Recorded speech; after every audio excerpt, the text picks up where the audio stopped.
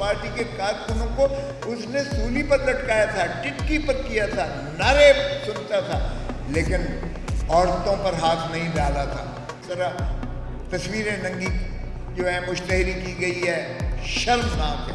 हम इस बेआईन हुकूमत को नहीं मानते, जो आईन को नहीं मानती हम उन्हें नहीं मानते और नहीं मानेंगे। ये आईन, ये चंद कागज के टुकड़े, और इसने अपनी जूती की नोक पर रखा था।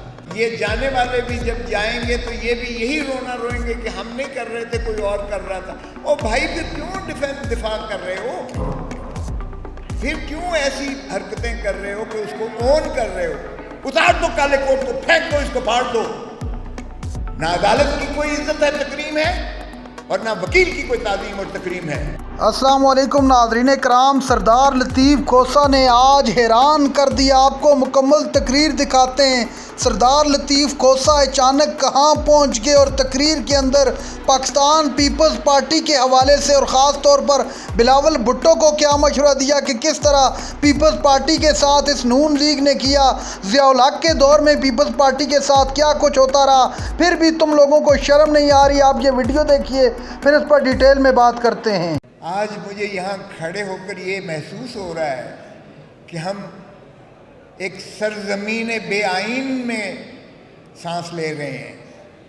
आज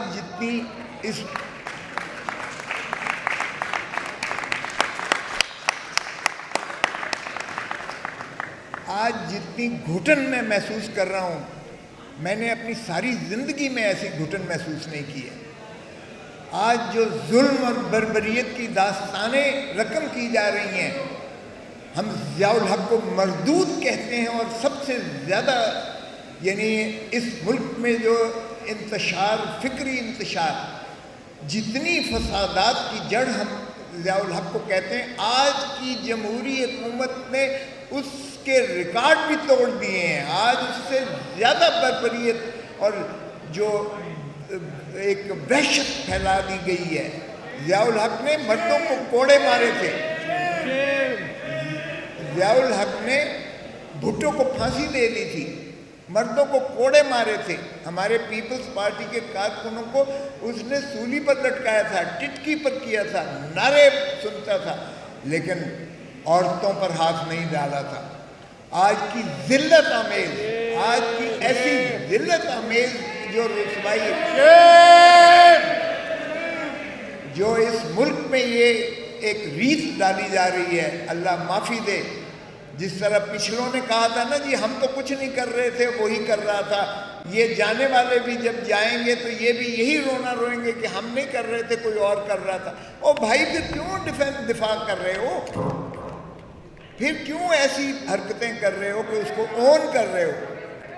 अब जिस तरह से एक 75-80 साल के सवाती को जिस तरह से उस पर तशद्दुद किया गया और रो रो के उसने कहा कि मेरी और मेरी खानवादे की जिस तरह तस्वीरें नंगी जो है मुश्तहरी की गई है, शर्मनाक है।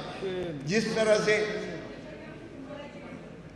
तरह से मज़ारी, शीली मज़ारी को जिस तरह से 5 मरतबा अदालत आलिया ने ज़मानत ली और फिर उसको जो है ईमान मज़ारी की जब धमकी दी गई, कोई भी माँ, कोई भी बाप ये ज़ियाउल हक़ ने कहा था ये आईन, ये चंद कागज के टुकड़े, और इसने अपनी जूती की नोक पर रखा था।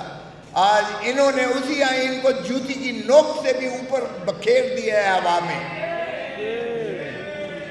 अब बताइएगा कि सुप्रीम कोर्ट का फैसला किधर गया? कहते हैं हमारे पास जो है, हमारे पास पैसे नहीं हैं।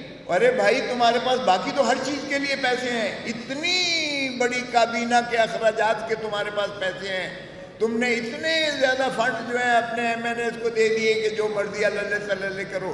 तुम बजट में ज़रा देखो तुमने क्या क्या रखे हैं चीज़ें। और जब सुप्रीम कोर्ट ने खुद बुलाया था स्टेट बैंक के गवर्नर को, तो स्टेट बैंक के गवर्नर ने बताया था कि पैसे हमारे पास मौजूद हैं पाकिस्तान में। मैं उनसे अपील करता हूँ, खुदारा आईन के लिए खड़े हो जाओ, रूल ऑफ लॉ के लिए खड़े हो जाओ, क्योंकि आईन के बिना, रूल ऑफ लॉ के बिना इस काले कोट के वजूद का कोई फायदा नहीं है। उतार दो काले कोट को, फेंक दो, इसको फाड़ दो।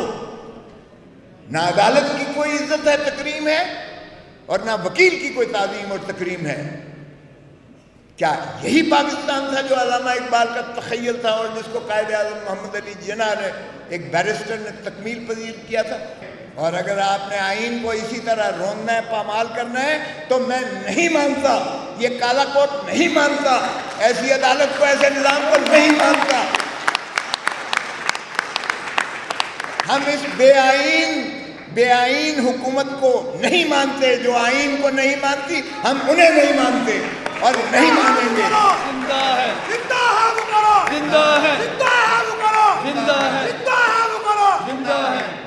اور ہم جا رہے ہیں سپریم کورٹ کے پاس، ہم لے کے نالش جا رہے ہیں، اور انشاءاللہ آپ دیکھیں گے کہ ہم فل کورٹ کا ڈیمانڈ کریں گے، 15 کے 15 ججز بیٹھ کر اس کا فیصلہ کریں۔